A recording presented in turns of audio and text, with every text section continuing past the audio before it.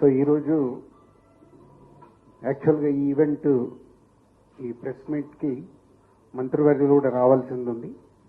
పోతే ఆ ఇన్సిడెంట్ వల్ల సో ఈరోజు ఆ ప్రోగ్రామ్ని క్యాన్సిల్ చేసి సో మీడియా మిత్రుల ద్వారా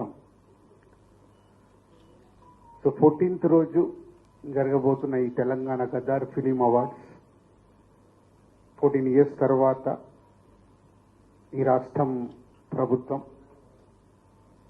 ఈ కార్యక్రమాన్ని పెట్టడం, దాన్ని విజయవంతం చేయాల్సిన రెస్పాన్సిబిలిటీ ఎఫ్డీసీతో పాటు film industry and media.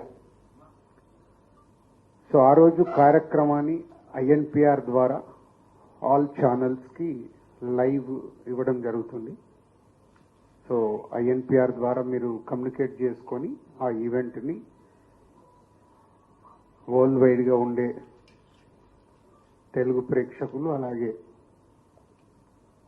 Other లాంగ్వేజ్లు కూడా ఇప్పుడు పాన్ ఇండియా అయిన తర్వాత మన హీరోల సినిమాలు ప్రపంచవ్యాప్తంగా రిలీజ్ అవుతున్నాయి. కాబట్టి ఈ ఈవెంట్ అందరికీ రీచ్ అయ్యేలాగా మీ వంతుగా లైవ్ ప్రోగ్రామ్ని కండక్ట్ చేయాలని ఎఫ్డీసీ ద్వారా కోరుచున్నాం. 6 o'clock ఈవెంట్ షార్ప్గా స్టార్ట్ అవుతుంది.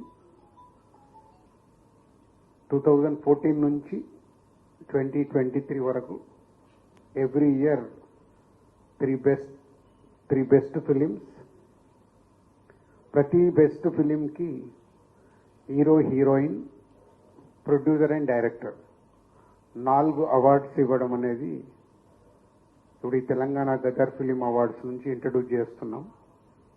సో అలాగే బెస్ట్ ఫిలింకి, సెకండ్ బెస్ట్ ఫిలింకి, థర్డ్ బెస్ట్ ఫిలింకి అందరికీ అవార్డ్స్ ఉన్నాయి, 4 అలా ఎవ్రీ ఇయర్ 3 ఫిలిమ్స్ టు 2023 వరకు ఎవ్రీ ఇయర్ ఉండే 3 ఫిలిమ్స్కి 4 అవార్డ్స్ ఇవ్వడం జరుగుతుంది. సో ఇది చాలామందికి కమ్యూనికేట్ కాలేదని అన్నారు. ఇది కూడా మీడియా మిత్రులు ఇది అందరికీ రీచ్ అయ్యేలాగా చేయాలని కోరుకుంటున్నాను. అలాగే 2024లో ఏవైతే అవార్డ్స్ అనౌన్స్ ఉన్నాయో అవన్నీ అందరికీ ఇన్విటేషన్స్ కూడా ఈరోజు రీచ్ అయ్యాయి. సో తెలుగు చలనచిత్రలో ఉండే అందరికీ ఎఫ్డీసీ చైర్మన్గా నా విన్నపం, అందరూ పార్టిసిపేషన్ చేసి 14 సంవత్సరాల తర్వాత జరుగుతున్న ఈవెంట్ని సక్సెస్ చేయాల్సిందిగా అందరినీ కోరుకుంటున్నాను. Thank you.